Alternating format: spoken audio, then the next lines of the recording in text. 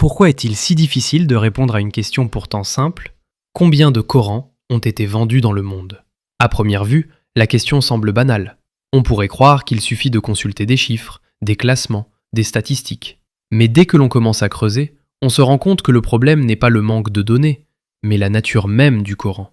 Les estimations les plus prudentes parlent d'environ 800 millions d'exemplaires vendus dans le monde. Ce chiffre correspond aux ventes commerciales modernes, celles qui sont traçables, comptabilisées, comparables aux autres livres. C'est ce que l'on appelle une estimation conservatrice. Mais ce chiffre ne reflète qu'une partie infime de la réalité, car le Coran n'est pas un livre qui circule uniquement par la vente. Il est aussi, et surtout, un livre qui est imprimé gratuitement, offert, transmis et conservé en dehors du marché classique. Prenons un exemple très concret. À Médine se trouve le complexe Roi Fahd, l'une des plus grandes imprimeries religieuses du monde. Chaque année, cette institution imprime des dizaines de millions de Corans. Ces exemplaires sont distribués gratuitement dans plus de 80 pays, dans de nombreuses langues. Ils sont donnés à des mosquées, à des écoles, à des individus. Comme ils ne sont pas vendus, ils n'apparaissent dans aucune statistique commerciale. En Égypte, la situation est différente, mais tout aussi révélatrice. L'impression du Coran y est strictement contrôlée par l'institution d'Al-Azhar. Aucun Coran ne peut être imprimé ou importé sans autorisation officielle. Cela signifie que la production est massive, centralisée, rigoureusement contrôlée, mais là encore, très difficile à intégrer dans des chiffres de vente mondiale. En Turquie, l'autorité religieuse officielle, la Diyanet, finance chaque année l'impression et la distribution de millions de Corans. Ces exemplaires sont souvent accompagnés de traductions et de commentaires. Ils sont distribués à l'intérieur du pays, mais aussi à l'étranger, notamment en Afrique, dans les Balkans et en Asie centrale. Cette production relève davantage d'une mission religieuse et culturelle que d'un marché du livre. En Iran, on observe encore un autre modèle. La production y est largement interne et fortement encadrée par l'État. Les estimations indiquent que le pays a produit plus de 150 millions d'exemplaires de Coran au fil des années. Là encore, ces chiffres échappent en grande partie aux statistiques internationales classiques. Si l'on se tourne vers le sous-continent indien, l'ampleur devient encore plus difficile à mesurer.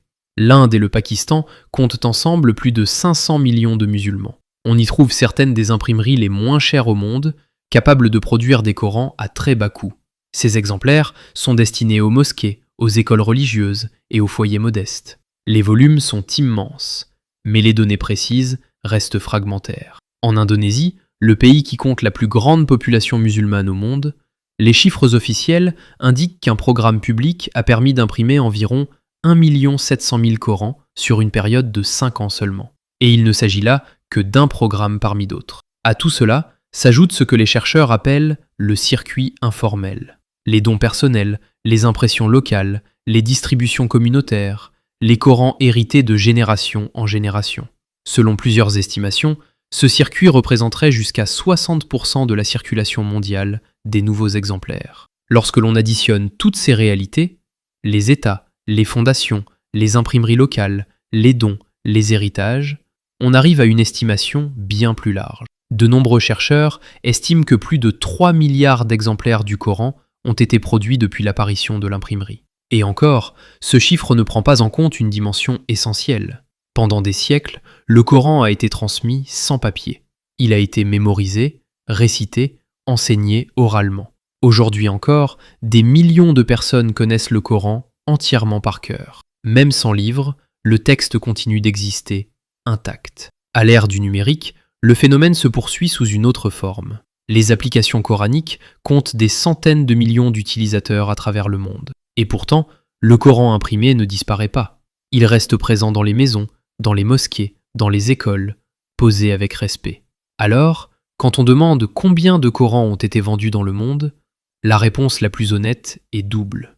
Environ 800 millions ont été vendus au sens commercial moderne, mais plusieurs milliards ont été produits, donnés et transmis dans la réalité historique et sociale. Et c'est peut-être là que réside quelque chose d'unique. Le Coran n'est pas un livre que l'on consomme puis que l'on remplace. Il ne suit pas les lois du marché.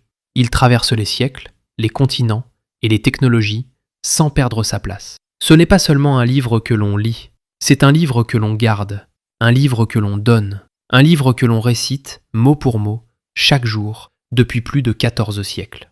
Et cela, ce n'est pas simplement un chiffre, c'est un phénomène sans équivalent dans l'histoire humaine.